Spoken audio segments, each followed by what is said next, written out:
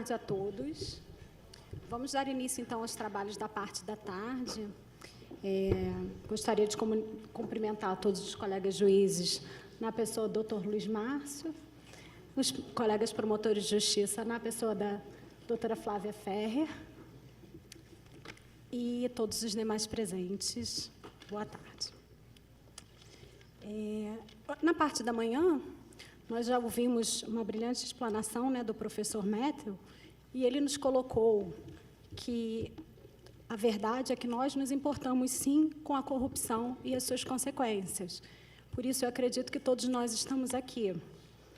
E, no Brasil, agora, nós tivemos também, como colocado por ele, o renascimento da nossa esperança com os resultados de uma operação, a Operação Lava Jato, que fez com que nós passássemos a acreditar que, sim, é possível e nós precisamos perseguir esse objetivo de modificar a situação que tanto nos aflige, que faz com que, como disse o Dallagnol, nós todos estivéssemos aqui nos mexendo na cadeira, vendo tudo que ele estava dizendo. Então, sem mais delongas, e agradecendo ao Dr. Robson Possobon, que pela segunda vez nos brinda com a sua participação nos nossos eventos, eu passo a ele a palavra. Muito obrigado. Em primeiro lugar, eu gostaria de dizer que é uma imensa honra retornar aqui à IMEG e, mais do que isso, poder partilhar de mesa com colegas tão combativos, colegas que se preocupam com esse macro problema que hoje talvez seja o problema do nosso país, a corrupção. Então, agradecendo as palavras da Isabela, cumprimentando a Flávia, o Luiz, Roberta, Ieda e o Leonardo, eu gostaria de propor uma conversa nos próximos minutos, percorrendo, no primeiro momento, alguns problemas ou impressões sobre problemas no que diz respeito à corrupção e às eleições, particularmente no ponto onde esses fatores se chocam ou se tocam. Depois de apontar algumas dessas questões referentes à comunicação desses dois fatores, que, num cenário ideal, deveriam ser polos antagônicos, mas que, infelizmente, como vemos hoje no Brasil, são fatores que, ao invés de se repelir, se aproximam, eu gostaria de trazer algumas reflexões sobre o que eu chamei de pseudo-soluções, ou soluções simplistas, que, do meu ponto de vista, não resolveriam o problema, ao contrário, faria apenas com que a situação, o estado da arte permanecesse o mesmo. Em seguida, gostaria de passar por alguns desafios e, ao mesmo tempo, por alguns potenciais que temos hoje, nesse momento histórico ímpar do nosso país, em que a pauta combate à corrupção é uma pauta, talvez a pauta mais destacada, e, particularmente, também do momento 2018, me refiro, o momento em que temos a oportunidade de renovar ou de sermos todos juízes nas urnas. E, por fim, gostaria de endereçar uma reflexão sobre uma possível via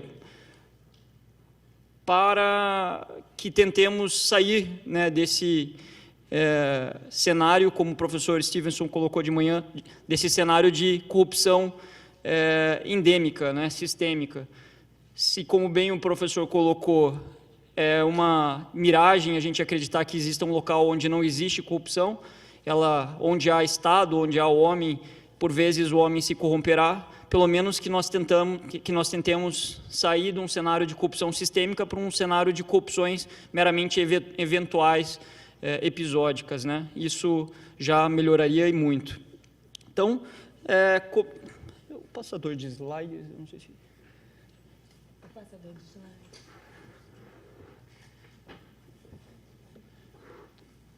Obrigado. Então, no primeiro momento, eu gostaria de falar, mas, na verdade, inserir, na verdade, uma fala, uma expressão que é muito repetida em tempos de grandes operações, em tempos onde grandes esquemas corruptos vêm à tona, que é a expressão corrupção como regra do jogo, né?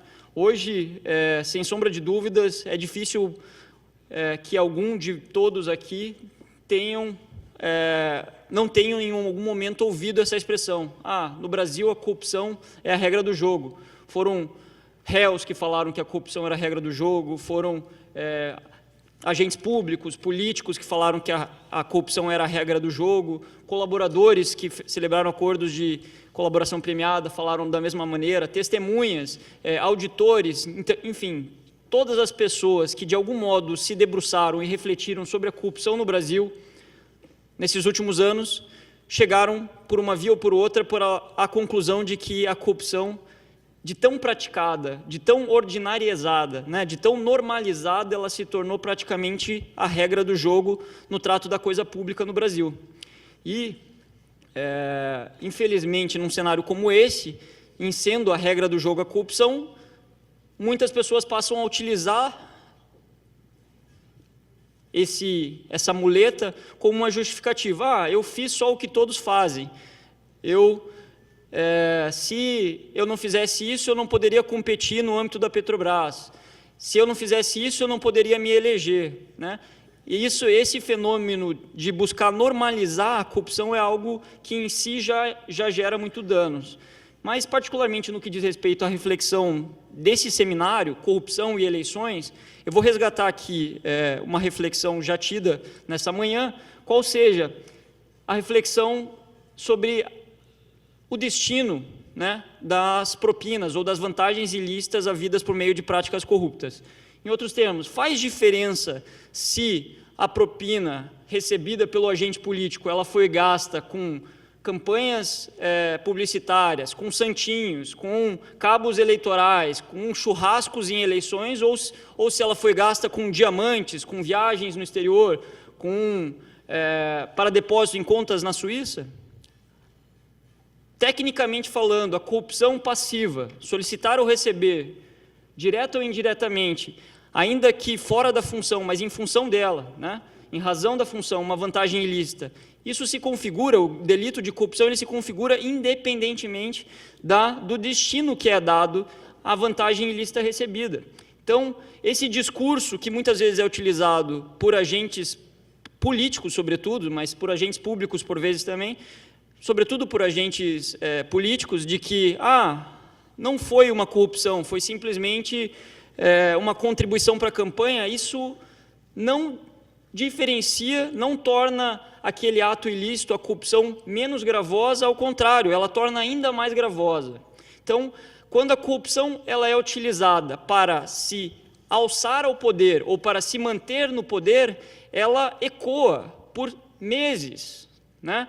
Na medida em que um agente político utiliza dinheiro de propina para ser alçado num cargo público ou político e lá se manter por anos, décadas, ele causa mais ainda prejuízos do que talvez se ele tivesse adquirido diamantes ou veículos de luxo, né? Então, esse é um primeiro mito que a gente deve desfazer. Não faz diferença alguma se o dinheiro o dinheiro da corrupção foi aplicado numa campanha eleitoral ou se ele foi aplicado para o enriquecimento próprio do próprio agente. Aliás, é necessário dizer, às vezes a gente se distancia tanto da realidade das coisas que elas ficam um pouco nebulosas. Imaginem aqui dois agentes, um agente privado, um grande empreiteiro no Brasil, e um agente político que tem abaixo de si um cabide de empregos, de agentes públicos importantes. Quando o agente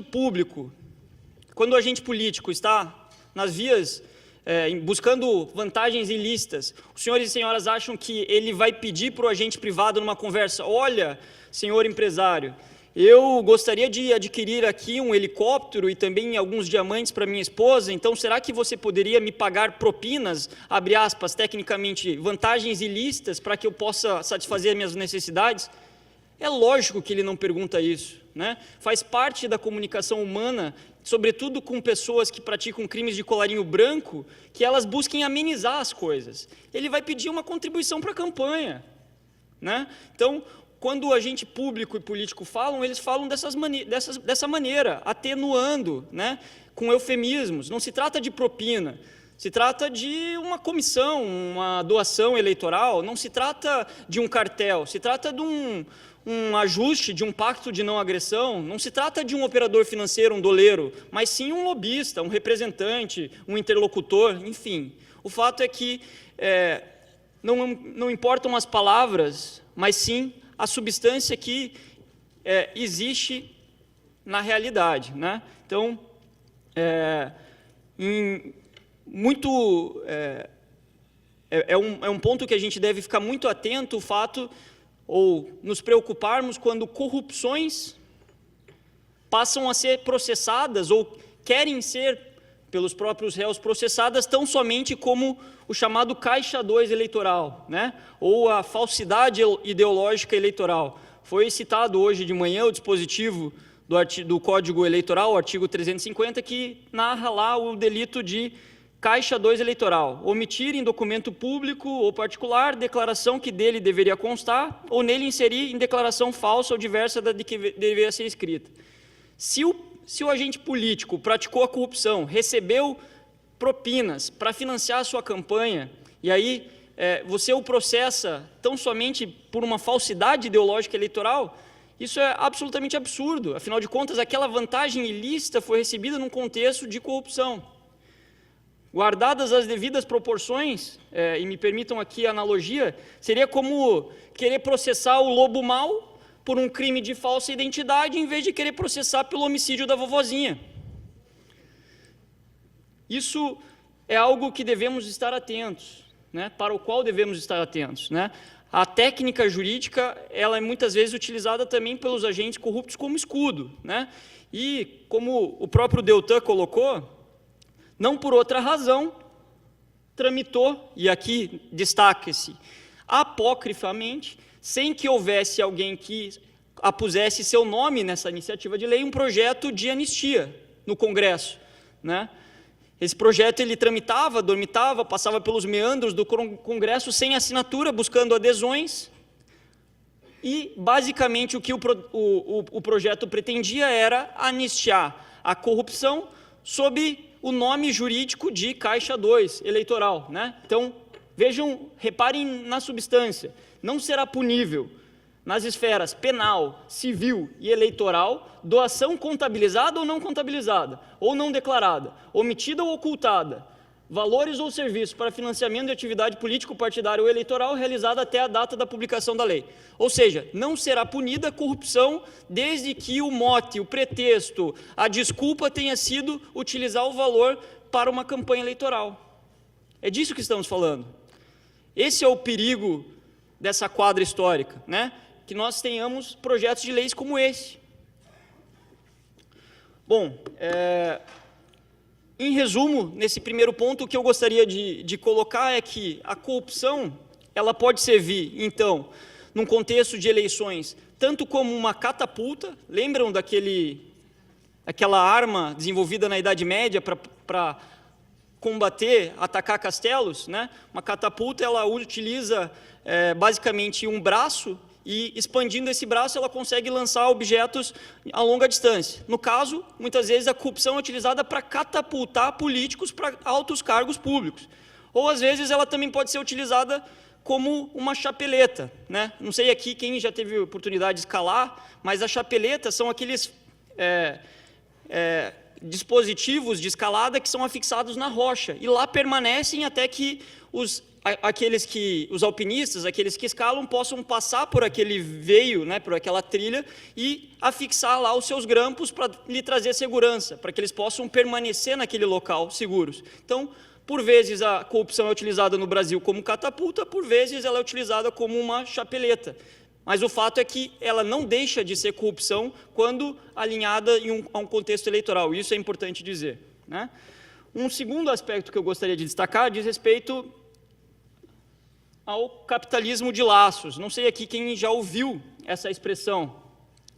Creio que muitos aqui já devam ter ouvido essa expressão.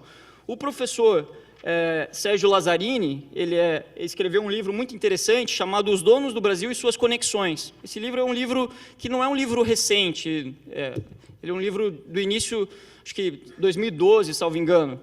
E ele basicamente ele narra como no Brasil, por um longo período, o sucesso nos negócios entre empresários e agentes públicos dependeu, em larga medida, de relações escusas, de relações de amizades, e não da eficiência daqueles players, daqueles agentes econômicos, né? É o que na Inglaterra se chama de crony capitalism, né? Ou o capitalismo de cupinchas, né? É um capitalismo no qual o que faz a diferença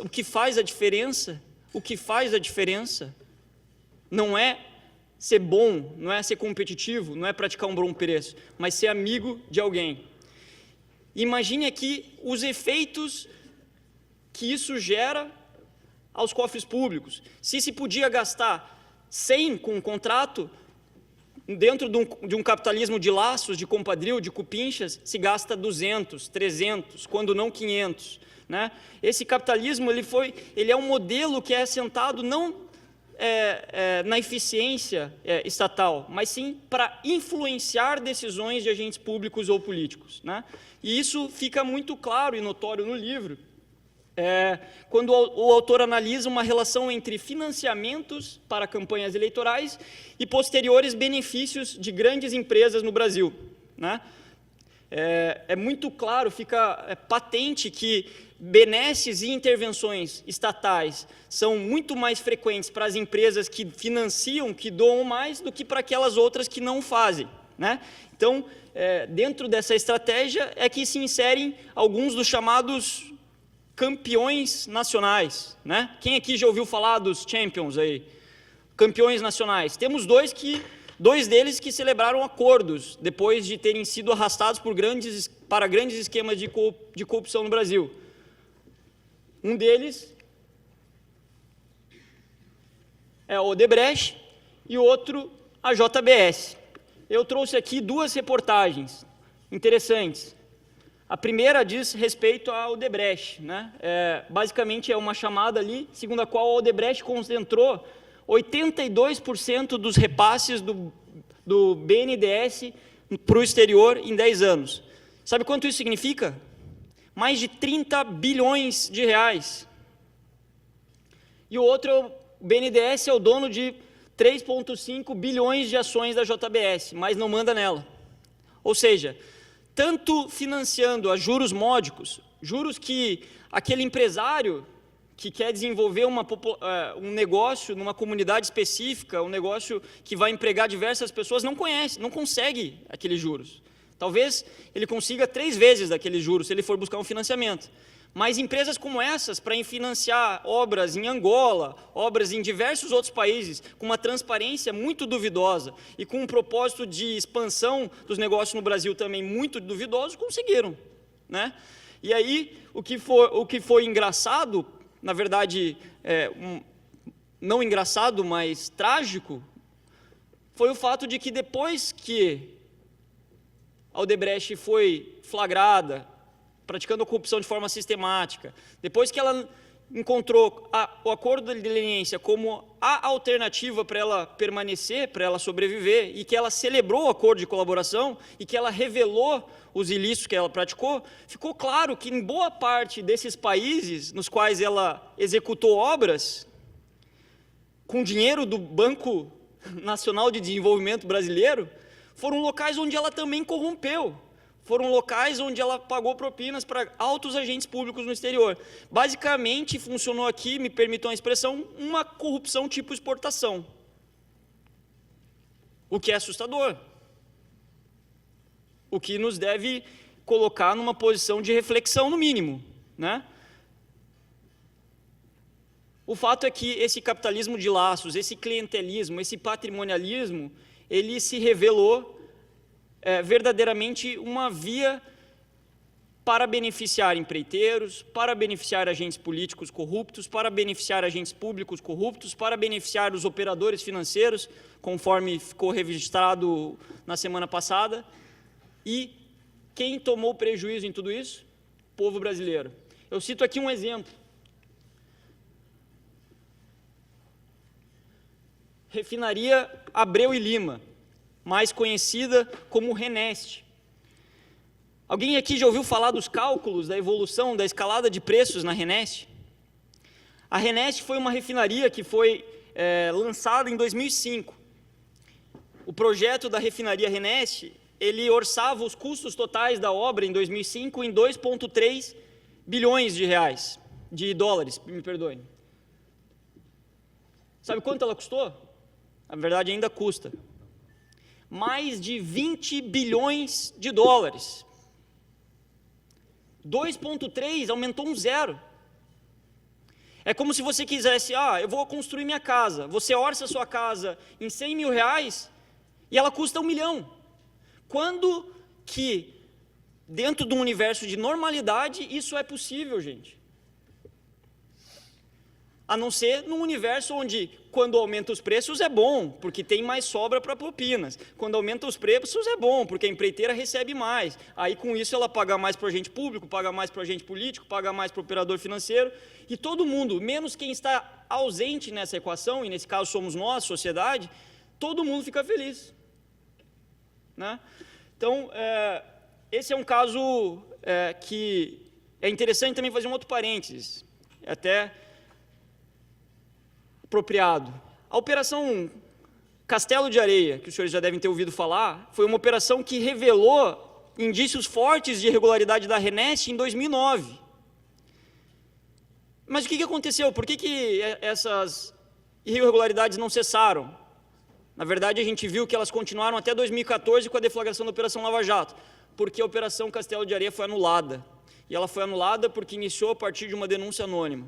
Enfim, a gente ficou ao longo desses 6 anos, a gente ficou com os nossos cofres públicos sendo esvaídos para os bolsos desses agentes corruptos, porque a operação que revelava que havia irregularidades lá, ela não pôde continuar, né? Foi preciso outra.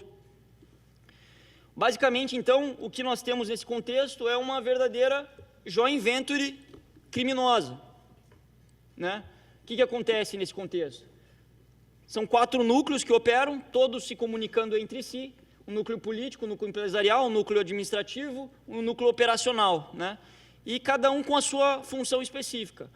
Se o agente público é alçado ao poder mediante um apadrinhamento do agente político, o agente político recebe, em contrapartida a isso, repasses de propinas viabilizadas pelo agente público diretamente pelos agentes financeiros, pelos agentes empresariais. Se os agentes empresariais querem ganhar licitações com preços absurdos, altos, sobrevalorados na estatal onde o agente público trabalha, ele promete vantagem para o agente público e promete vantagem para o agente político que o mantém lá no poder.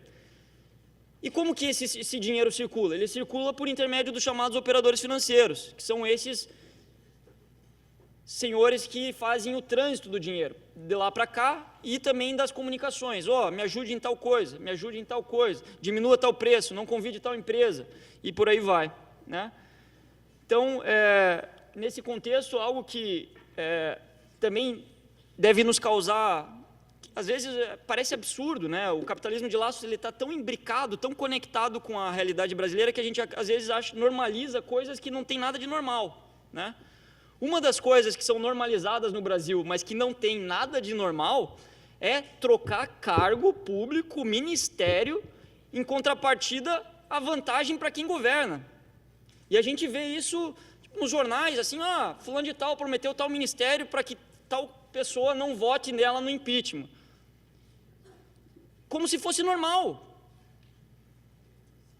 É absurdo. Olha só que curioso.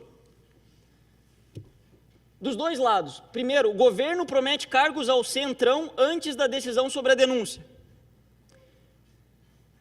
Contra impeachment, Dilma negocia cargos com verbas de 38 bi. PSB integrará o governo Temer em troca de apoio ao impeachment de Dilma. Você vê que vai e volta, oferece, desoferece, são cargos públicos, não deveriam estar sendo colocadas as pessoas mais tecnicamente eficazes para o exercício daquele cargo, mas nem se discute técnica. E isso é normal. Não pode ser normal. Esse é o risco que aquilo que o professor Stevenson colocou hoje de manhã. Num universo onde a corrupção é sistêmica, nós acabamos nos acostumando com coisas manifestamente absurdas. É absurdo isso. Você trocar um cargo em troca da não aprovação de uma denúncia, ou do não ou sim do impeachment. Enfim, o fato é que o cenário é esse.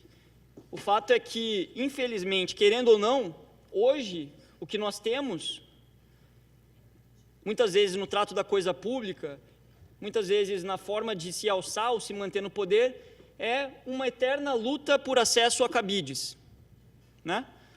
Hoje, se a gente for ver, ou se pretende ter a chave do armário que tem o cabide, ou se pretende pendurar o seu cabide na alça. O fato é que esse capitalismo de compadrio, esse capitalismo de laço, chame do que quiser, não está funcionando. E nós não podemos aceitar que isso seja normalizado. E eu acho que talvez aqui todos nós possamos concordar que não há um momento em que isso ficou tão patente, tão revelado, tão explícito quanto agora. E que se a gente não falar, opa, isso aí não está certo, vamos mudar, nesse momento, muito provavelmente a gente vai demorar décadas, se não séculos, para ter uma oportunidade como essa que a gente está tendo hoje, né? É a chamada, já virou piegas até, né, mas janela de oportunidade, né?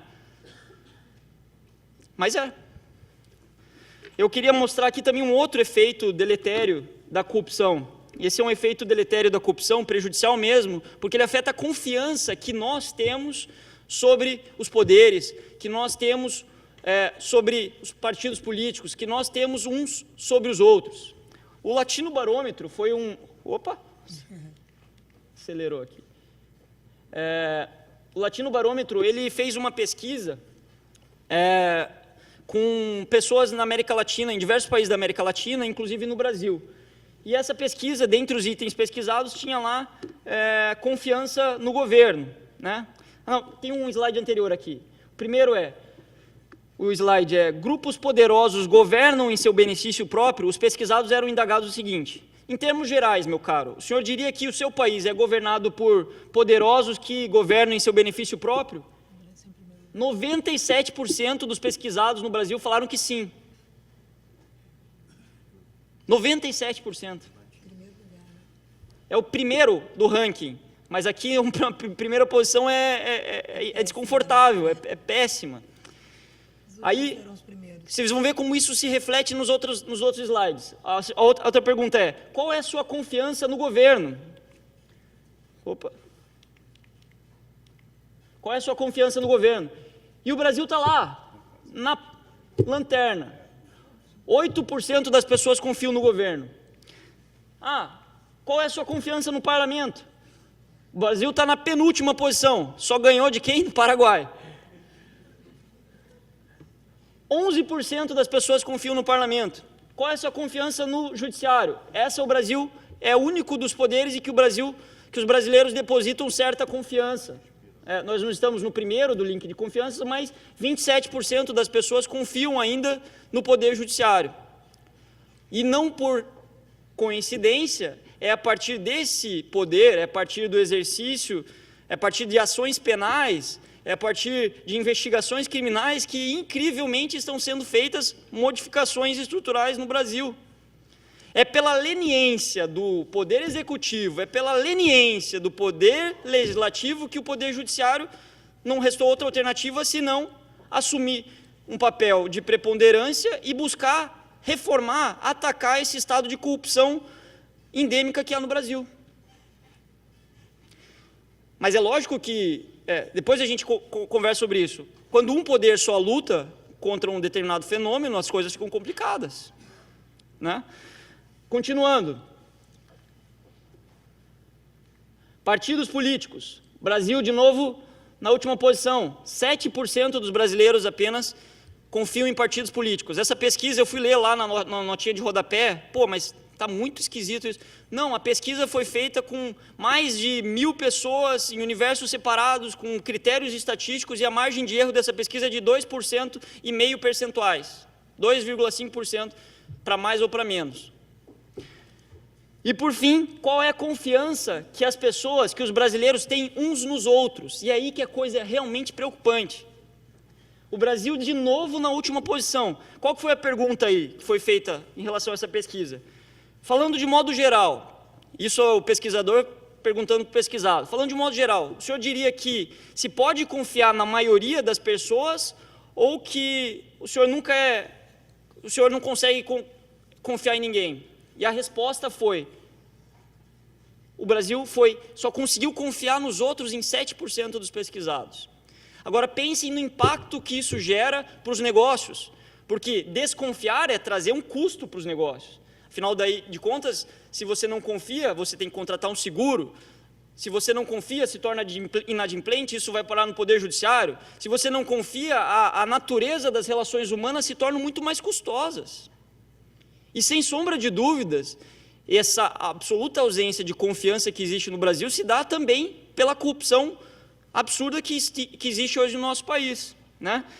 E, por fim, o último slide fala sobre a satisfação com a democracia. E aqui se insere o objeto desse nosso seminário: democracia, eleições, corrupção.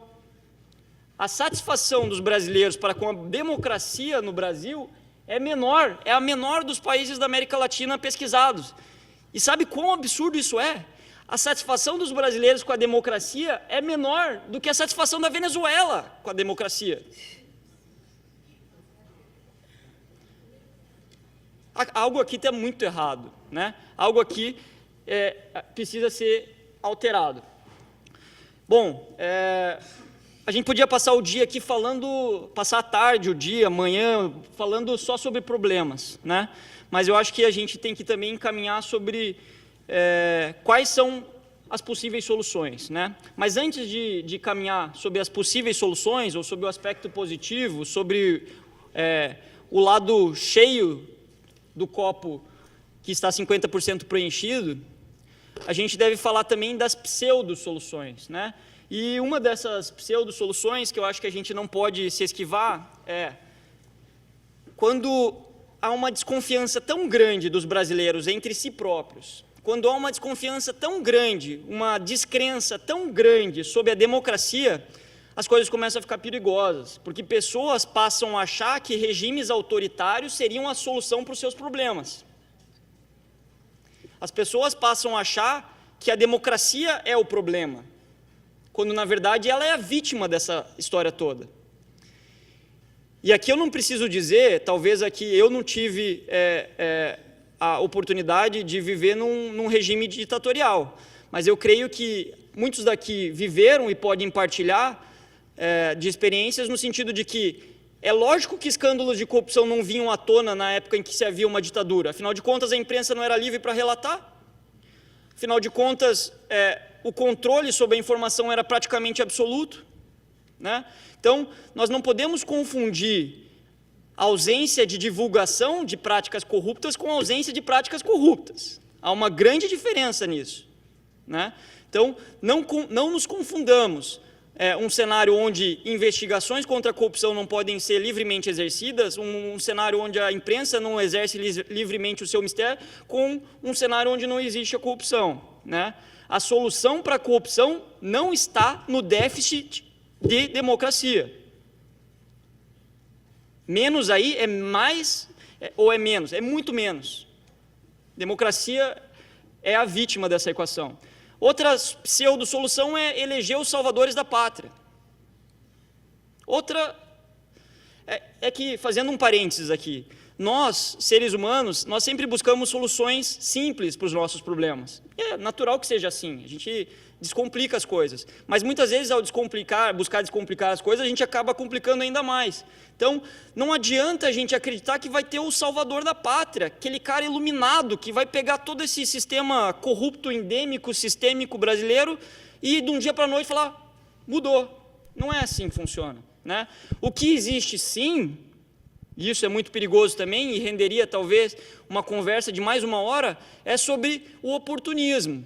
O discurso de ocasião. Eu combato a corrupção, eu sou contra a corrupção. Qual é o político que não quer dizer isso em tempo de campanha?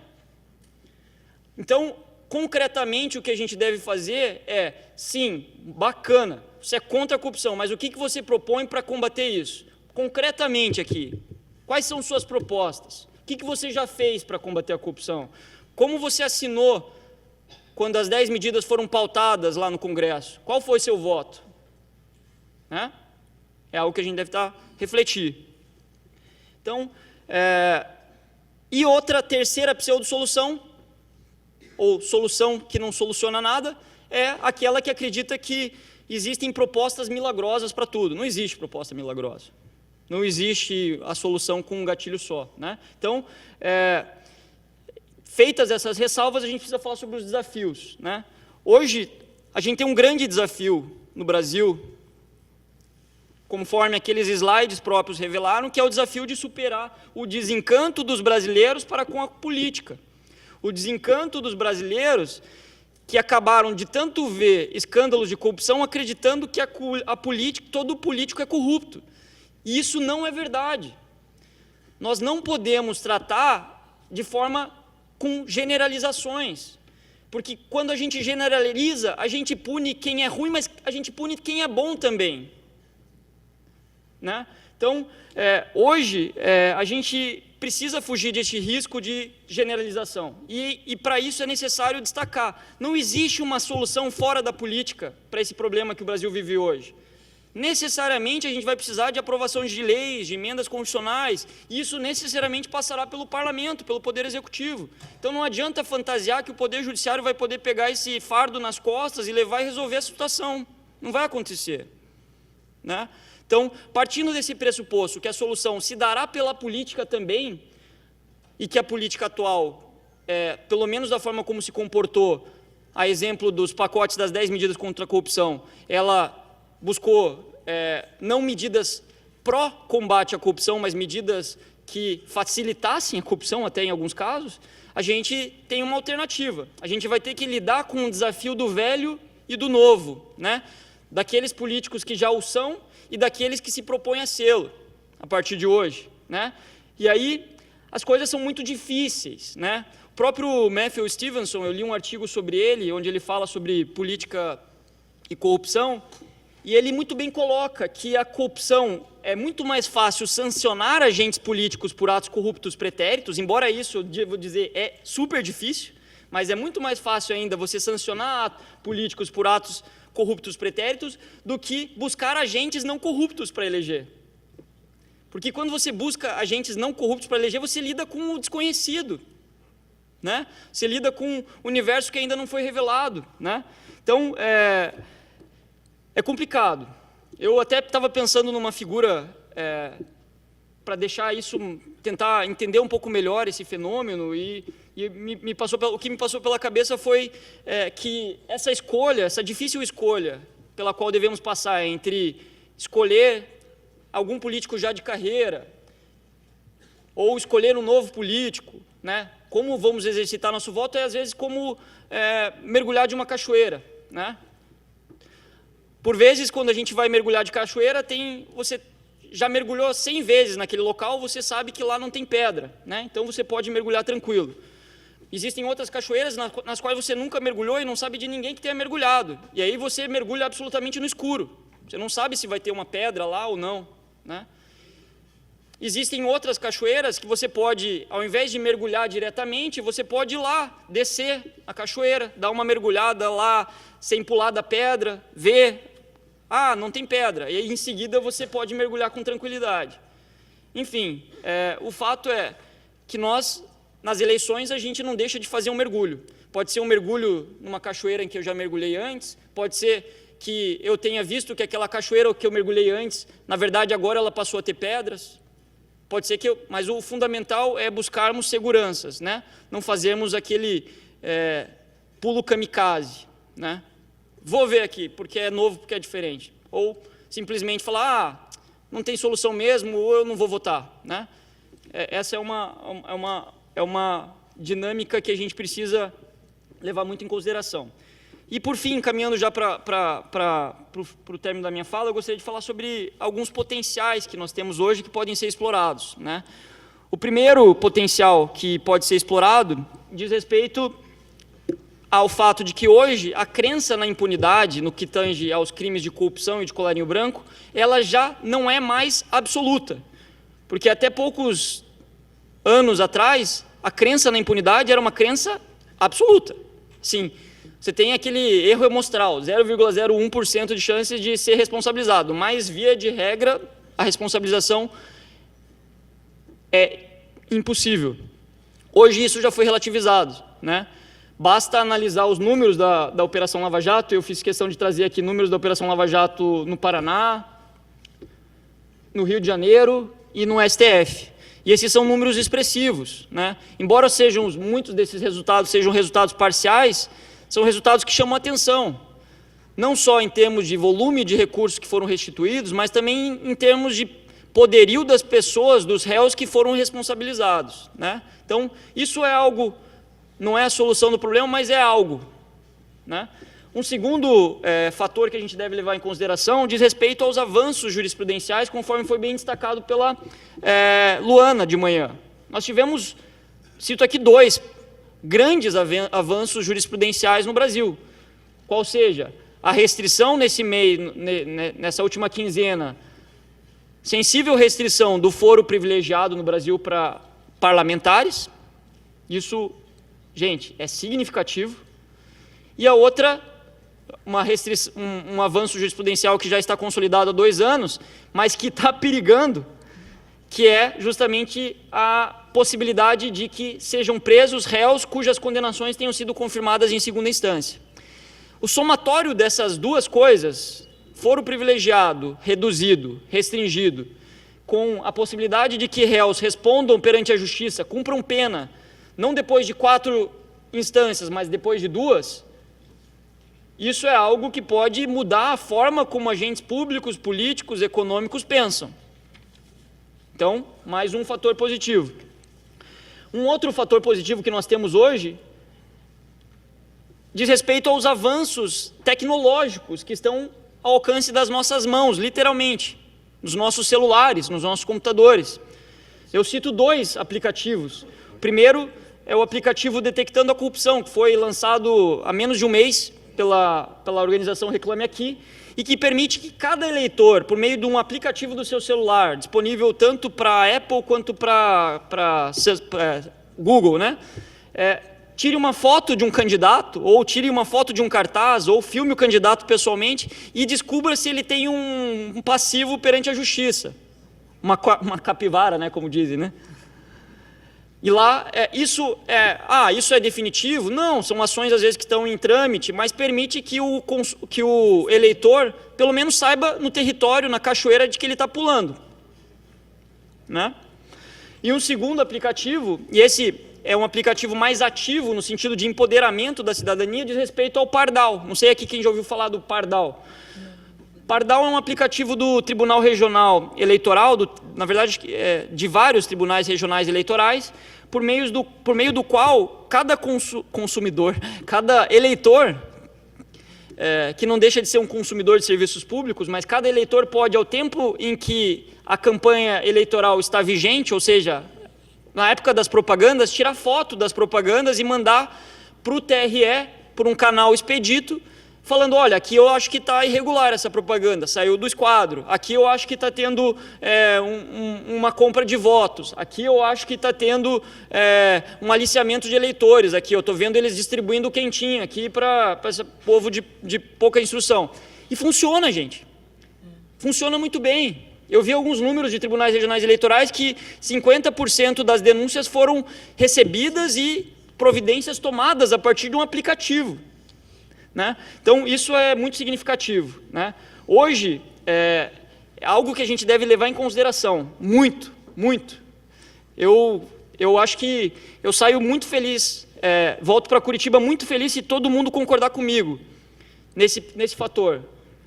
A prestação de contas de agentes públicos e políticos, nesse caso aqui, políticos, nesse tema do seminário, ela não deve ser uma prestação de contas mais a cada 4 anos. A gente tem que acompanhar como esses agentes políticos exercem o mandato que eles receberam de nós. O que fizeram, o que deixaram de fazer, aquela falta capciosa, a pauta estava ruim, né? Eu prefiro não votar, porque, né? E aí falta, sem justificativa, coisas assim, né? E por que isso? Por uma simples razão, a gente precisa distinguir o bom do mal político. aquele que bem exerce a sua representação daquele que não exerce, aquele que representa os eleitores de aquele que representa os financiadores, lícitos e ilícitos. Senão, a gente vai ter o mesmo problema daqui a 4 anos. A solução não está nos outros, a solução está em nós. Somos nós que precisamos tomar as rédeas do nosso destino e falar para que direção a gente quer seguir. E isso exige esforço? Sem dúvida que sim.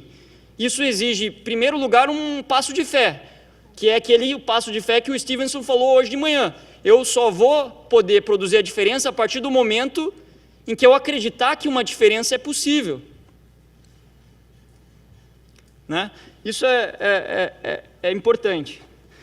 Então, por fim, eu acho que a gente está no momento em que a gente vive a tempestade perfeita. Né? Tempestade perfeita por quê?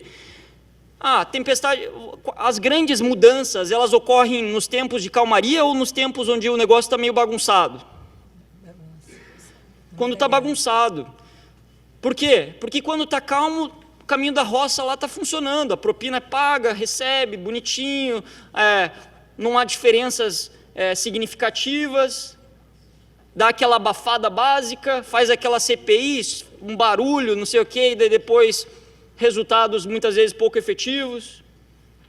Mas quando o negócio está brabo, quando o ataque vem da esquerda, da direita, do centro, do norte, do sul, aí é que as mudanças podem ser viabilizadas.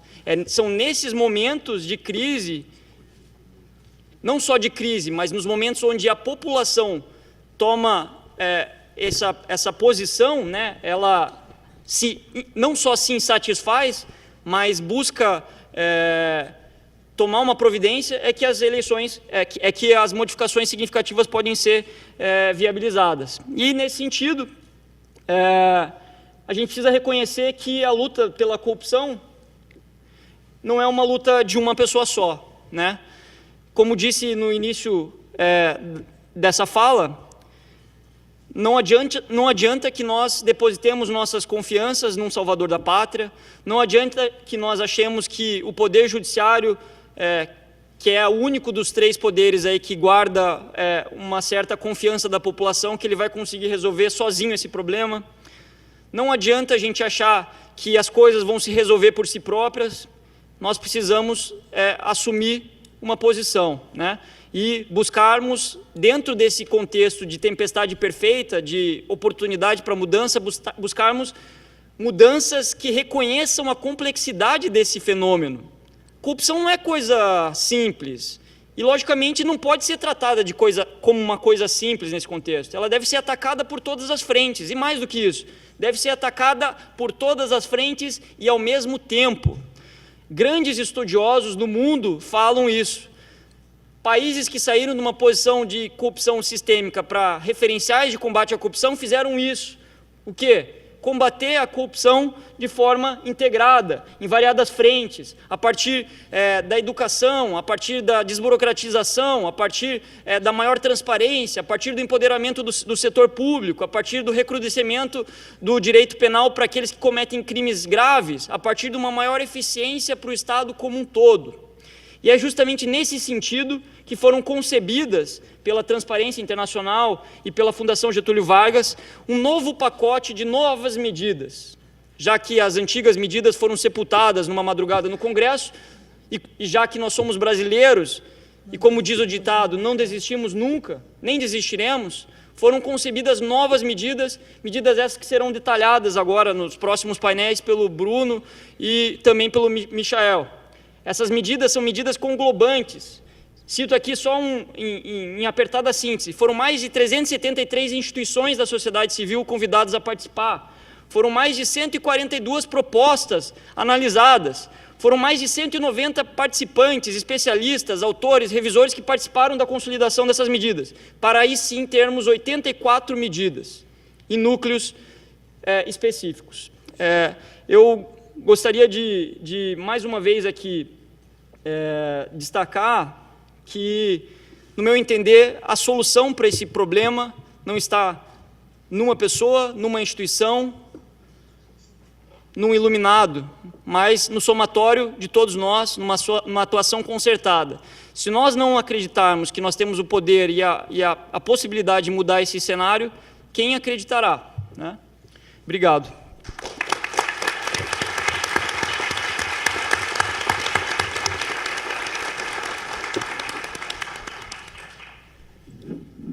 Bom, nós agradecemos mais uma vez a sua participação, doutor Robson, e me fez lembrar que na primeira vez que o senhor esteve aqui conosco, nós estávamos às vésperas do julgamento, né, da prisão da segunda instância, e hoje, com um ânimo renovado, né, mais uma vez seguindo nessa luta. Eu vou passar a palavra à debatedora, minha colega, a doutora Roberta dos Santos Braga. Bom, mais uma vez eu tenho a honra de ser debatedora do Dr. Robertson, a quem muito admiro e brinco com ele que ele praticamente já virou um carioca, né? Porque em tão pouco tempo, no intervalo de tão pouco tempo, já é a segunda vez que ele volta aqui, porque a gente gostou tanto da palestra dele que ele acabou retornando. Veio em março, dia 18 de março, se não me engano, e, enfim, não poderíamos deixá-lo de fora desse seminário que realizamos na data de hoje. A minha pergunta para o Dr. Robertson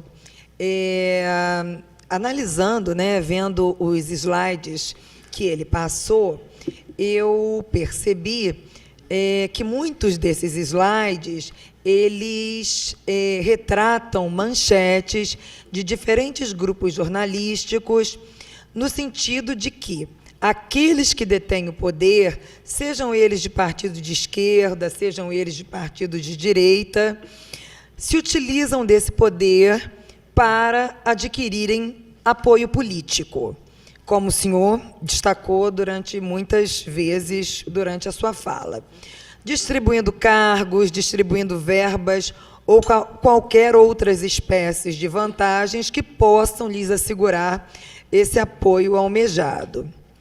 Todos aqui devem se recordar de um fato recente da nossa história, que foi exaustivamente noticiado pela imprensa, um fato recentíssimo, melhor dizendo. O presidente da República, atual presidente da República, Michel Temer, a ser denunciado pelo então Procurador-Geral da República, Rodrigo Janot, apesar do rombo nas contas públicas, né, mais um fato notório, gastou cerca de 15 bilhões de reais em programas para estados e municípios e em emendas parlamentares, justamente nas 2 semanas que antecederam a votação pela Comissão de Constituição e Justiça acerca da admissibilidade ou inadmissibilidade dessa denúncia, denotando, segundo a imprensa, né, a compra de apoio político de sua base aliada, ou, melhor dizendo, um alargamento dessa base de apoio.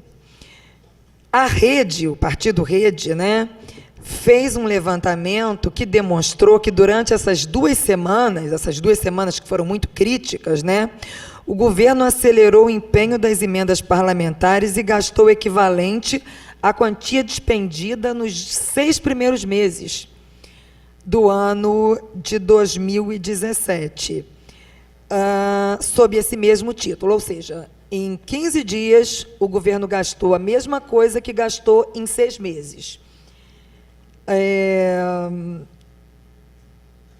O chamado presidencialismo de coalizão, segundo os seus críticos, acaba por proporcionar esse tipo de efeito que esses mesmos críticos consideram não republicanos. Gostaria que o senhor falasse um pouquinho sobre isso.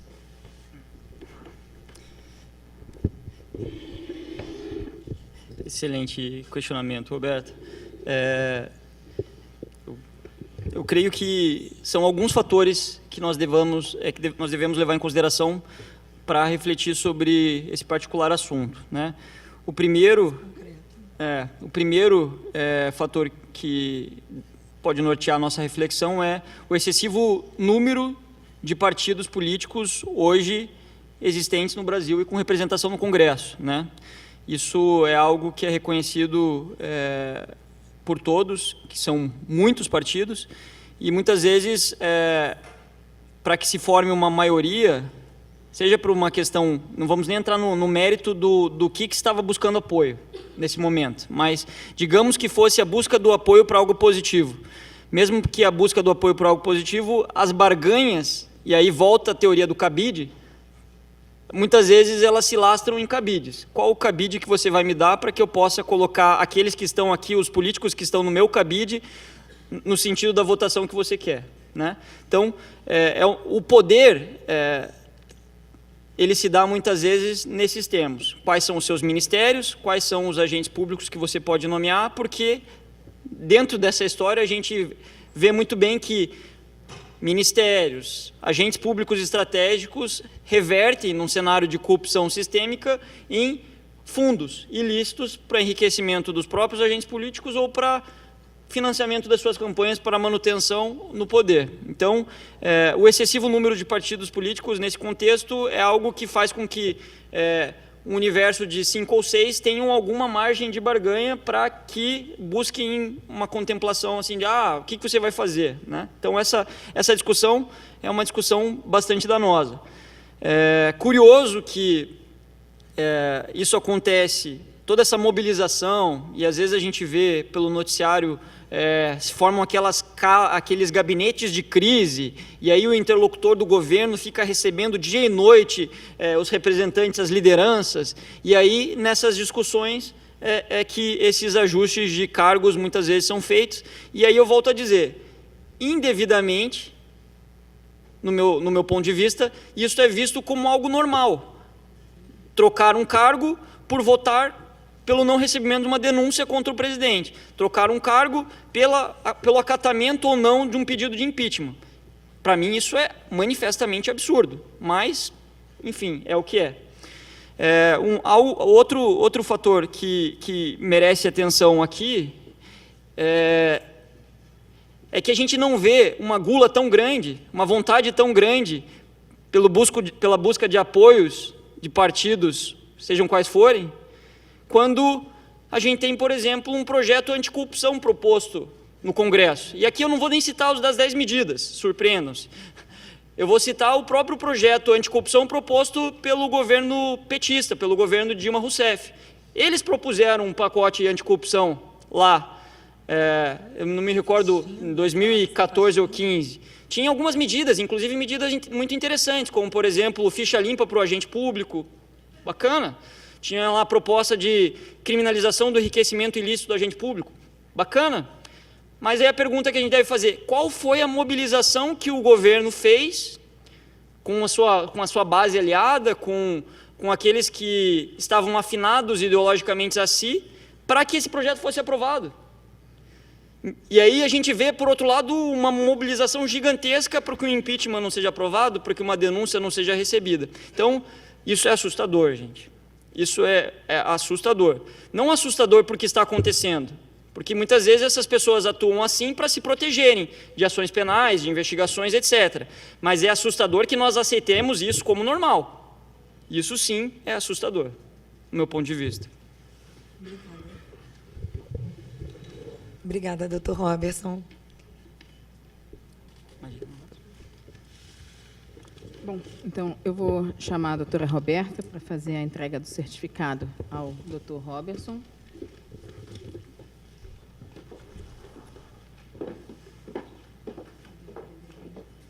Deveria ter depois. Ele vai receber também.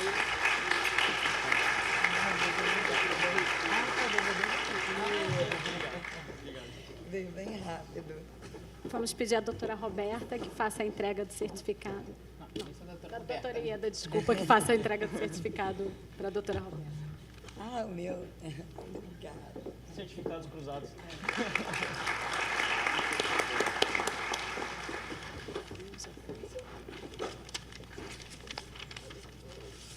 Bom, correndo um pouquinho contra o tempo, agora nós iniciamos o painel que vai tratar sobre as novas medidas e as eleições de 2018. Como o doutor Deltan conversou e sinalizou na manhã, agora nós vamos fazer a análise de uns mecanismos de aperfeiçoamento da democracia através dessas novas medidas. As palestras serão apresentadas pelo Dr. Bruno Brandão. Dr. Bruno é economista pela Universidade Federal de Minas Gerais, mestre em gestão pública pela Universidade de York e representante no Brasil da Transparência Internacional.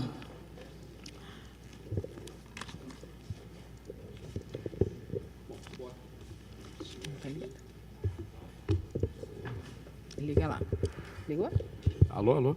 Acho que sim. Bom, boa tarde e muito obrigado, doutor Ieda, e muito obrigado aos organizadores, às organizadoras desse evento e a felicitar também a iniciativa da Escola dos Magistrados do Rio de Janeiro, que entra e contribui muito a esse debate sobre o tema número 1 de preocupação dos brasileiros, né?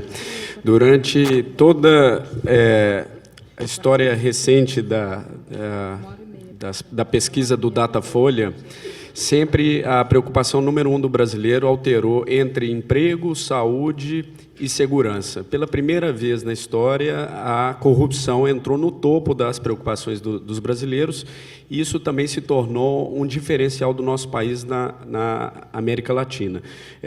O Dr. Robertson apresentou a pesquisa do Latinobarômetro, a principal pesquisa de opinião da nossa região, e havia um item ali também muito importante, que é o único país em toda a América Latina onde a corrupção é o tema número 1 de preocupação do cidadão.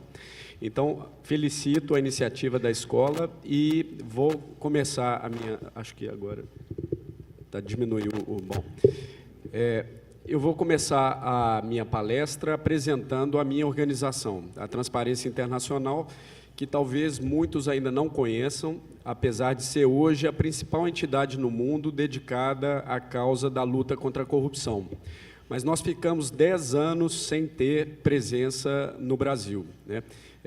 Até fruto de muita brincadeira, um mercado tão bom para a nossa temática, mas, infelizmente, não tínhamos aqui uma equipe permanente trabalhando. E estamos voltando justamente, nós brincamos, no boom do mercado, né? Justamente no momento assim tão importante da luta contra a corrupção no nosso país. A Transparência Internacional, ela surgiu no início dos anos 90 pela iniciativa de um ex-diretor do Banco Mundial, Peter Eigen, um alemão, que era responsável pela ajuda ao desenvolvimento na África. E vendo aquele recurso da cooperação internacional chegando nos países africanos, indo direto para os ralos da corrupção, sem gerar qualquer transformação social, qualquer transformação do progresso econômico, social daqueles países, ele tentou trabalhar esse tema dentro do próprio Banco Mundial e foi censurado a cada tentativa. Naquela época, no Banco Mundial, a palavra corrupção era um grande tabu. Ele conta, o fundador da Transparência Internacional, que era the C word, a palavra com C era a maneira como era referida o tema da corrupção dentro do Banco Mundial. Era um tabu, não aparecia em qualquer relatório do Banco Mundial, qualquer iniciativa do banco.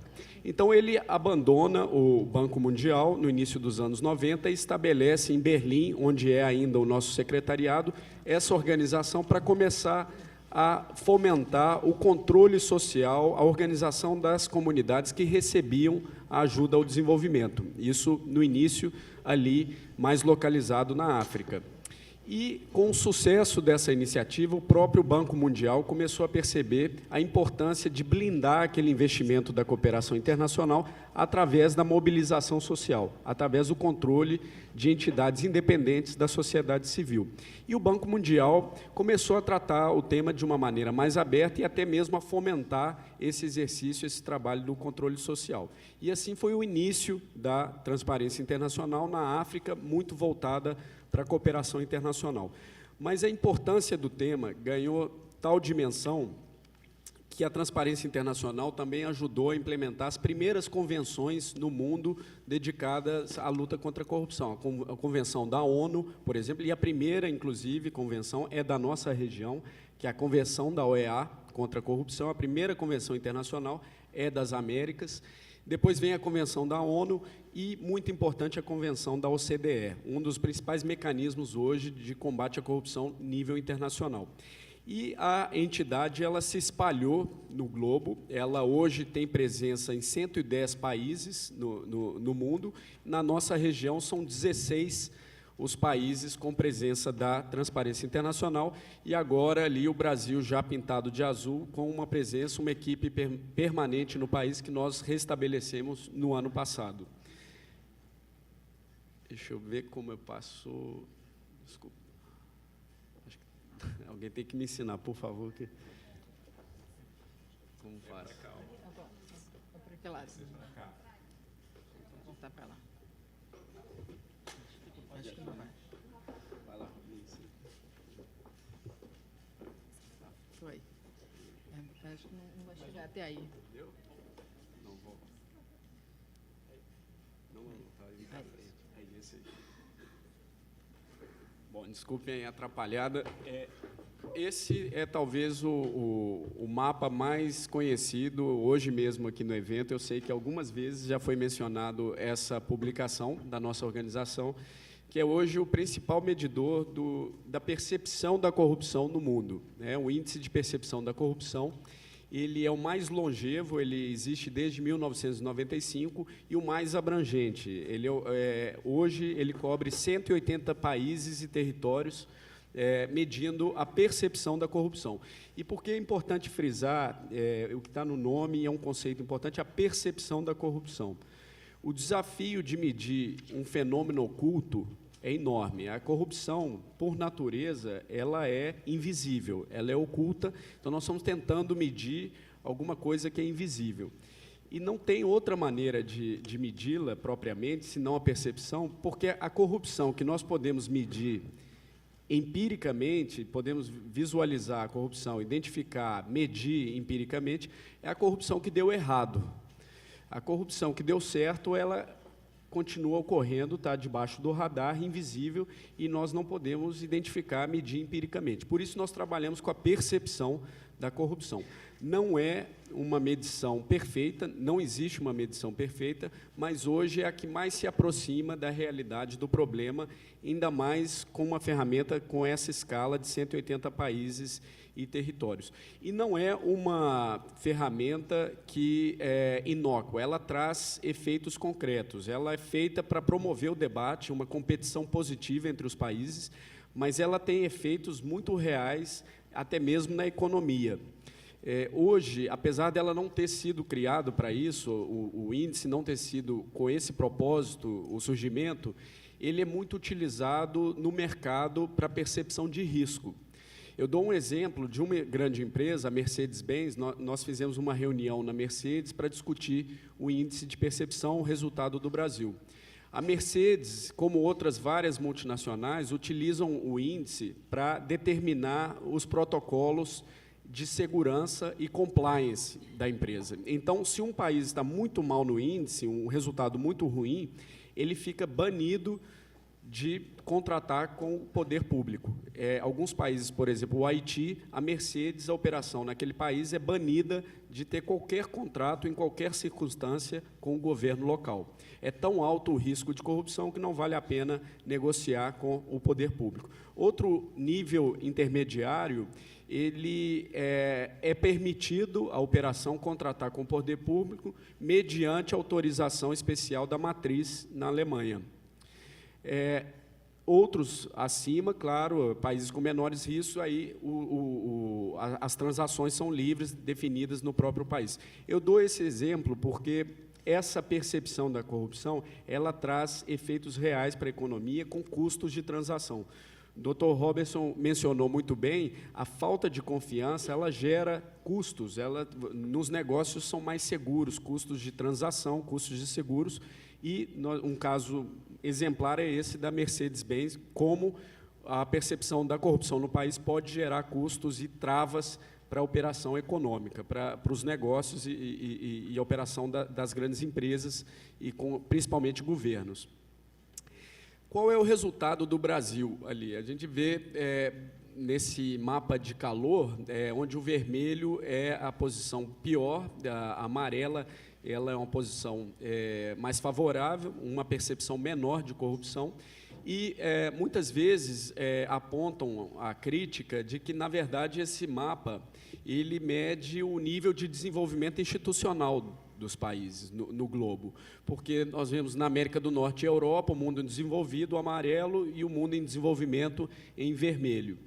É verdade, e não tem como desconectar o nível de desenvolvimento institucional, o nível de desenvolvimento das leis e da cultura de integridade dos países com o nível de percepção da corrupção. No entanto, nenhum país do mundo efetivamente conseguiu controlar em absoluto o problema. E outro aspecto importante, muitos países que conseguiram reduzir o nível de corrupção no próprio território, quando operam em território estrangeiro, adotam exatamente as mesmas práticas.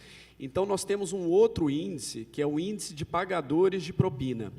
E, nesse índice, se inverte completamente o mapa de cor. Aí são os países do norte, as empresas, as grandes exportadoras, que, quando operam no mundo em desenvolvimento, adotam ainda as mesmas práticas. Então, não vamos nos iludir que nós temos a corrupção no nosso DNA de maneira absoluta e o mundo desenvolvido tem a integridade. Quando existe um ambiente para operar com corrupção, mesmo países, mesmo empresas de países muito desenvolvidos operam com a lógica da corrupção. E o resultado do Brasil? Desde 2012, esse índice é possível fazer uma análise histórica da evolução dos países, como eles melhoram e como eles pioram. Infelizmente, o nosso país, o Brasil, ele está entre os 5 países que mais pioraram de 2012 a 2017. O Brasil vem numa trajetória de queda na percepção, queda do resultado, uma piora da percepção da corrupção desde 2012 e, durante o processo da Lava Jato, nos últimos 4 anos da Operação Lava Jato, isso, na verdade, foi uma trajetória que não houve qualquer mudança, ela continuou uma trajetória de queda e hoje de manhã houve esse debate, mas por que, se o país ele tem alcançado resultados tão importantes no combate à corrupção, o resultado da percepção só piora? Isso não é nenhuma novidade para quem acompanha o combate à corrupção em outros países que enfrentaram de maneira contundente o problema da corrupção, ela simplesmente aparece mais. Então, o resultado inicial de uma piora da percepção, esse é absolutamente esperado. Então, não tem nenhuma novidade nessa trajetória recente do Brasil. No entanto, os países que persistiram no combate à corrupção de maneira contundente, eles logo começam a mudar, tem uma inflexão da curva.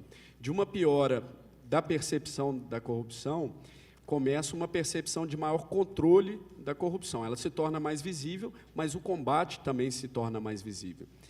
E, no ano passado, o resultado do índice brasileiro, ele começou a se estabilizar. Depois de uma trajetória de queda de 2012 até o ano de 2016, o resultado ele se firmou, ele se estabilizou. E foi um momento de grande expectativa para os estudiosos, para quem acompanha o tema, de que nosso país poderia estar começando a entrar numa trajetória virtuosa. Depois de todos os esforços do país, da sociedade, das instituições, da justiça, do Ministério Público nesse combate à corrupção, nós poderíamos começar a colher os frutos desse esforço coletivo do nosso país. Mas não foi o que aconteceu. No último resultado, esse que eu trago aí no mapa, acho que está pouco visível os resultados, mas, infelizmente, o que aconteceu não foi uma entrada numa trajetória ascendente. Na verdade, nós tivemos a pior queda desde a história da participação do Brasil nesse ranking. Nós perdemos 17 posições, nós saímos da posição 79 para a posição 96 do ranking, do ano passado para cá. Então, uma enorme decepção para quem esperava um momento de estabilização e entrada num período virtuoso, que, na verdade, o que ocorreu foi acentuar a trajetória de queda, de piora do nosso país. Foi uma grande decepção, mas não foi de todo inesperado, não foi uma surpresa por tudo o que aconteceu em 2017 e, principalmente, o que poderia ter acontecido, deveria ter acontecido e não aconteceu, né? E aí eu trago algo que já foi... Opa, sou eu de novo aqui. Como é que... Robin, me ajuda de novo. Acho que eu não consigo pegar lá.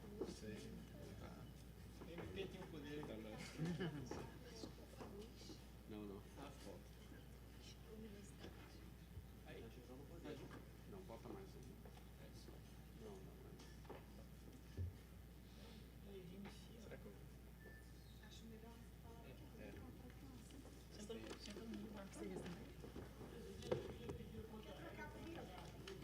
Eu já pedi. Obrigado. Tá. Desculpem a interrupção. Mas, bom, eu dizia, esse resultado muito negativo do Brasil, nós esperávamos já uma trajetória ascendente e, na verdade, piorou muito a percepção de corrupção no Brasil. E, claro, um presidente triplamente acusado, e isso bloqueado no Congresso Nacional para que possam prosseguir, gravado no porão do Palácio, tratando com figuras, né, manchadas, né, tão líderes da corrupção no nosso país, é claro que isso tudo chocou o país. Mas talvez mais grave dos fatos que ocorreram em 2017 foram os fatos que poderiam ter ocorrido e não ocorreram. E aí essa iniciativa que já foi, eu acho, largamente debatida aqui em outras mesas, mas foi, na história recente do país, a única tentativa de uma proposta de resposta sistêmica ao problema que é sistêmico da corrupção no nosso país. E, no entanto, talvez vocês lembrem dessa capa da revista Veja, que foi talvez uma das mais fortes em 2017, uma capa lá que diz: enquanto o Brasil chorava a tragédia, e essa tragédia, talvez alguns lembrem, da Chapecoense, naquela madrugada, os deputados entram em campo contra a Lava Jato, né, e figuras ali de ratos entrando em campo, né. Foi daquela maneira tão vil que esse projeto ele teve seu debate, esse debate da sociedade brasileira abortado de maneira prematura e de uma maneira vil, numa madrugada, o país em luto, com a atenção voltada ao desastre da Chapecoense, às 3h da manhã, o plenário da Câmara dos Deputados, ele não só retalhou o projeto das 10 medidas, mas também retaliou aos autores, incluindo ali medidas que eram claramente enviesadas para amedrontar a atividade dos aplicadores da lei, do Ministério Público, da Justiça. Essa experiência, ela deixou algumas lições importantes.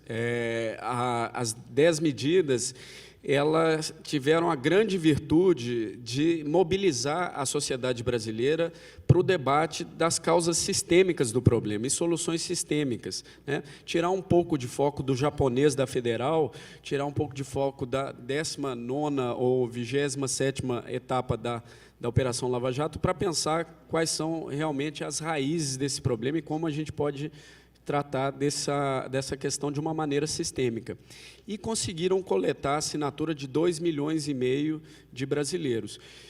Houve críticas de que essa participação foi uma participação talvez superficial, porque de fato não entraram no debate, na discussão, todas essas pessoas, evidentemente, do conteúdo das 10 medidas.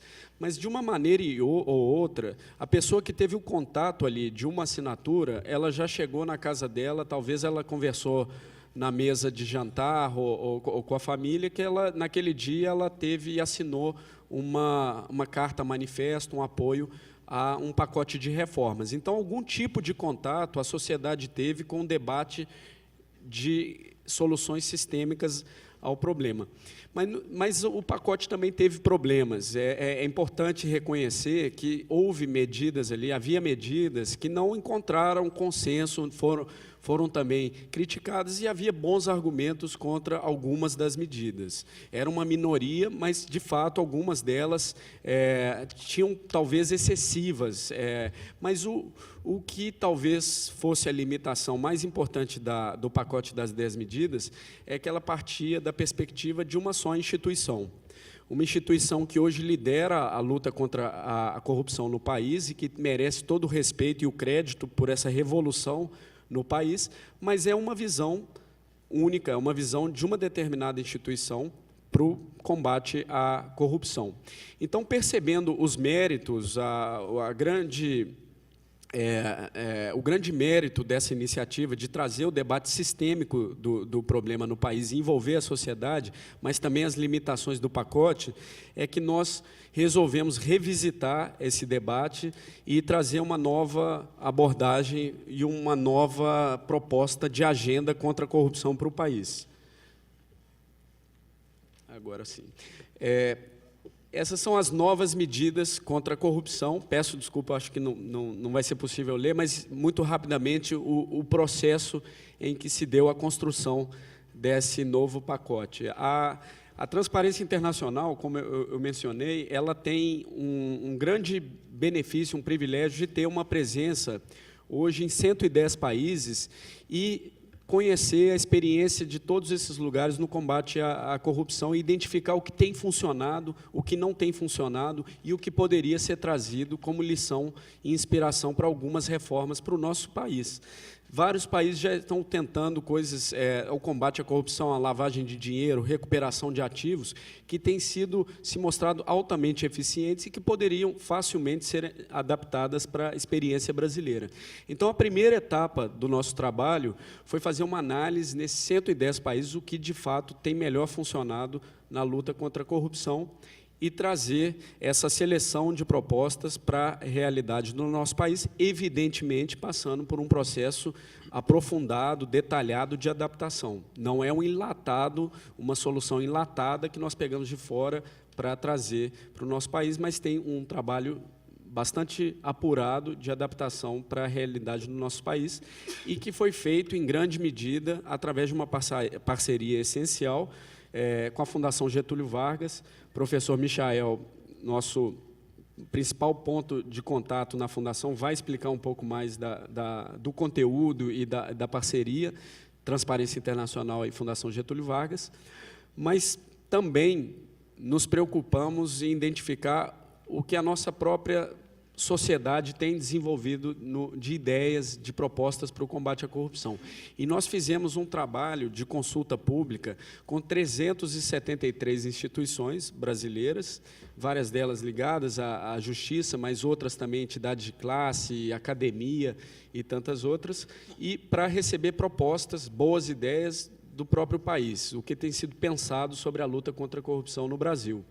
E nós recebemos próximo de 180 ideias propostas nesse processo de consulta e, posteriormente, coletamos todo esse portfólio de ideias internacionais e nacionais, fizemos um filtro através de critérios de impacto anticorrupção, de respeito e fomento aos direitos fundamentais, de economicidade e outros aspectos, fizemos um filtro e nós terminamos com um pacote de 84 medidas em 12 itens, 12 grandes áreas do combate à corrupção. Como eu disse no início, a proposta era expandir o olhar sobre o problema da corrupção da perspectiva de uma só instituição para a perspectiva de vários setores da nossa sociedade, inclusive incorporando o setor privado, as empresas, o terceiro setor, as ONGs, a academia, etc., tudo que tem sido pensado e proposto para o combate à corrupção. Depois, o professor Michael pode entrar mais detalhe em cada um desses 12 grandes grupos que agregam as 84 medidas. São projetos de leis, são propostas de emenda à Constituição e também minutas de resoluções do CNJ e do CNMP. Então, nós estamos falando ali de sistemas, conselhos e diretrizes nacionais anticorrupção, a participação e controle social, prevenção da corrupção, medidas anticorrupção nas eleições e partidos políticos. Aí eu acho que o professor Michael vai explorar um pouco mais, porque é o tema do nosso seminário aqui, mas tantos outros itens, né? Responsabilização de agentes públicos, investidura e independência dos agentes públicos, melhoria no... eu estou meio cego aqui no controle interno e externo e tantos outros. Recuperação de ativos, melhoria no Código Processual, na persecução penal, melhoria na aplicação da improbidade administrativa. Então, são 12 grandes áreas que acoplaram essas 84 medidas que resultaram no maior pacote de combate à corrupção já desenvolvidos no mundo. Como eu falei, ele foi fruto de propostas de 373 instituições brasileiras, e eles foram redatados por 192 especialistas de diversos campos. Alguns deles estão aqui na plateia hoje, alguns deles nessa mesa, inclusive, qual agradeço muito a contribuição, trazendo conhecimento para esse pacote, e foram também, cada um das medidas, das propostas, revisadas por outros especialistas. Foram 192, então, profissionais especialistas de diversas áreas, os autores, os verdadeiros autores desse pacote. Depois, na etapa final, nós colocamos esse pacote para consulta pública. Aquela crítica que foi direcionada à experiência das 10 medidas, em que coletava assinatura, mas não tinha muito espaço para um debate mais aprofundado e receber propostas da sociedade, nós tentamos remediar isso através de 2 meses e meio, nós colocamos todo o pacote numa plataforma, chama Wikileges. É uma ferramenta colaborativa, do modelo Wikipédia, mas feito para produção legislativa. Então, o cidadão podia entrar em cada uma das medidas, cada um dos artigos, colocar lá curtir, não curtir, ou quero propor uma redação alternativa, quero propor a exclusão do item, quero adicionar algum dispositivo, algum artigo. E, nesse processo, foram registrados 912 usuários, que, de fato, se registraram para participar da consulta pública online, e recebemos 379 propostas de emenda aos projetos apresentados. E agora, nós entramos na etapa final agora sim, a conclusão do processo participativo. Estamos incorporando essas propostas de emendas. Algumas delas, evidentemente, não vão ser possíveis incorporá-las, mas todas elas vão ser levadas ao Congresso Nacional no momento que isso chegar ao Congresso Nacional. Aí vem, e eu já vou caminhando para a conclusão, qual é a nossa estratégia agora para lidar com a disputa política eleitoral, para fazer com que esse pacote, de fato, dessa vez, ele alcance sucesso e vire, de fato, uma grande reforma do pacote de reformas do nosso país.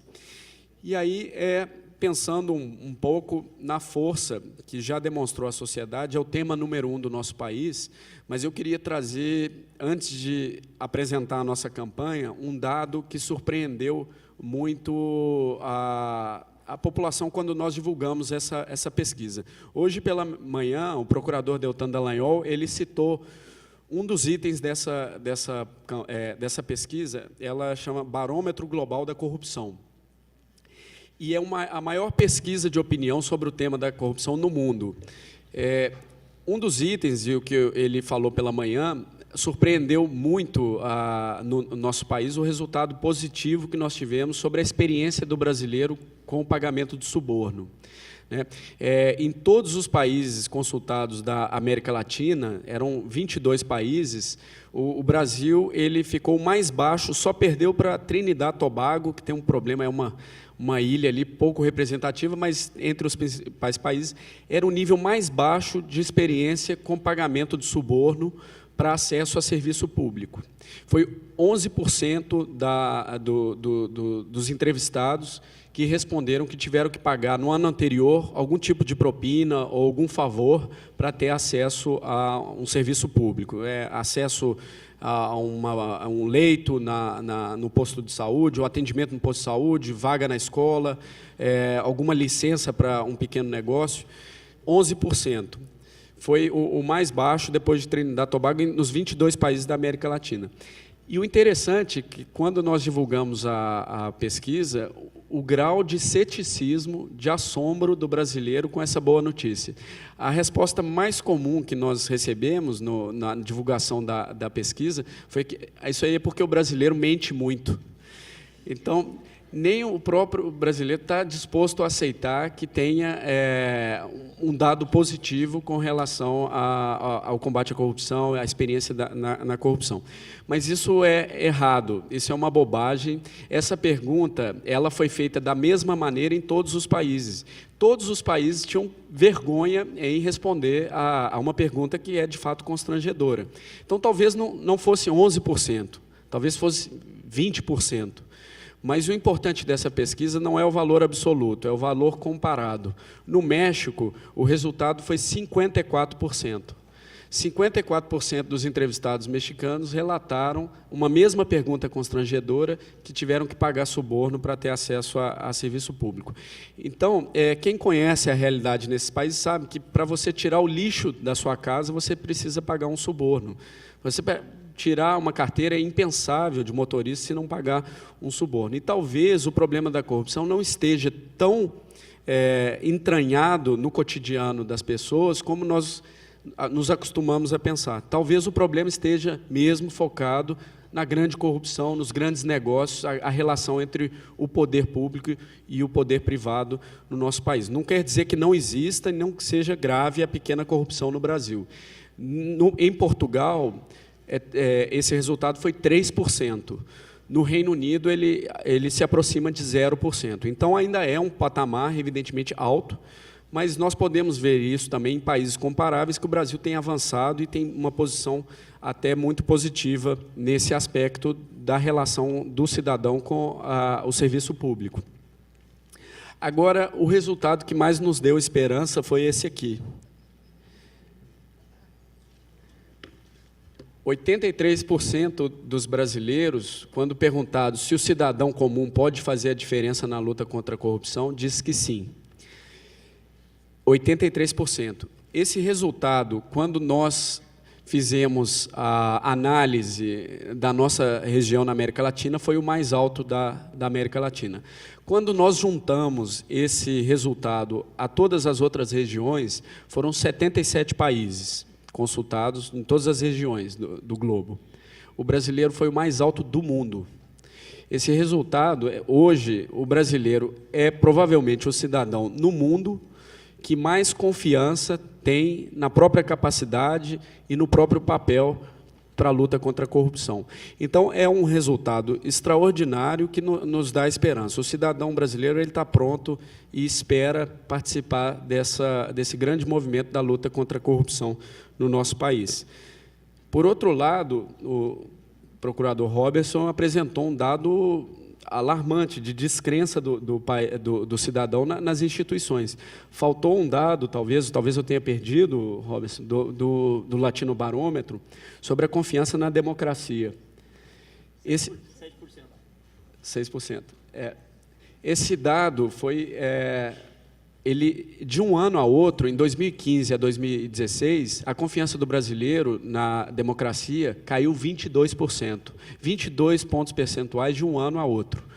No ano de 2017, alcançou a penúltima posição na América Latina, que já tem um índice baixo de confiança na democracia, e o Brasil está em penúltimo lugar. Então, pode ser algo muito positivo, esse engajamento da sociedade brasileira. Por outro lado, combinado com a descrença no sistema democrático, pode ser uma combinação explosiva, na verdade, ainda mais num ano eleitoral, com ameaça autoritária, algumas respostas fáceis ao problema da corrupção através da via autoritária e de uma população que está pronta para agir. Mas para onde ela pode agir, essa é a grande questão. E é nisso que nós vamos tentar contribuir, junto com várias organizações, com a campanha que nós vamos lançar. Eu faço um preview nesse evento, mas nós vamos lançar oficialmente no dia 28 desse mês, uma campanha nacional. Agora já o preview para deixar a surpresa. Aqui está difícil de ler, mas é difícil de ler mesmo, e nessa visualização fica ainda mais difícil. Unidos contra a corrupção. É uma visualização tridimensional, essa brincadeira com esse jogo das cores. A projeção fica mais difícil, mas é de fato difícil de enxergar propositalmente. Mas a ideia é brincar com o encontro das duas cores, o vermelho e o azul, lidando justamente com a divisão do nosso país, essa polarização exacerbada do debate público, do nosso contexto político, mas que unidos ali naquele esparadrapo, naquele remendo, nós podemos fechar um grande buraco do nosso país, o buraco da corrupção, e juntos, essas duas forças, o vermelho, o azul, a esquerda, a direita, o campo conservador, o campo progressista, eles podem juntos formar a bandeira do nosso país e se engajar juntos numa agenda que é não uma agenda eleitoral, política e partidária, mas uma agenda de reformas que podem, né, se concentrar nessa nova proposta, nas novas medidas, para acabar com esse velho problema do Brasil. É um grande chamariz para o engajamento da sociedade. Essa sociedade já se mostrou pronta para engajar, ela espera uma nova grande iniciativa, e a Transparência Internacional, junto com várias outras organizações, ela vai apresentar essa campanha e focada nas eleições de 2018, as eleições desse ano, vinculando o processo eleitoral, trazendo o pacote das novas medidas para o centro do debate eleitoral e buscando a pressão sobre, não agora só a coleta de assinaturas dos cidadãos, do eleitor, mas a coleta de assinaturas dos candidatos. Agora o nosso foco é a assinatura, o compromisso dos candidatos ao Congresso Nacional, à Câmara dos Deputados e ao Senado Federal, para que possam se comprometer a pautar e debater e aprovar esse pacote na próxima legislatura. Então, nós vamos trabalhar não com esse atual Congresso, mas o Congresso que se forma na legislatura de 2019. E o mote da campanha é essa união desse país dividido. Aqui uma brincadeira, não dá para ver um pouco, mas essas são as peças de campanha, o óculos tridimensional. Na verdade, a visão ali é uma mesma mensagem, independente do seu óculos, a sua perspectiva vermelha, azul, o seu ponto de vista, nós temos uma mesma mensagem para a luta contra a corrupção. E brincar um pouco com essa polarização do nosso país. Já vieram várias ideias aqui, só uma delas, e talvez a esperança de ver na banca de revista uma edição conjunta da Carta Capital com a revista Veja. Nós nos inspiramos, tem o Dia Mundial da Paz, houve uma grande campanha do McDonald's com o Burger King, que eles fizeram um sanduíche mesclado entre o Big Mac e o Whopper do Burger King, e a ideia é brincar um pouco com essa divisão do país e trazer essa mensagem de união, né? Já tiveram várias ideias aí de levar o Faustão para visitar o programa do Silvio Santos e outras mensagens aí, brincando até também com a nossa rivalidade no futebol, etc.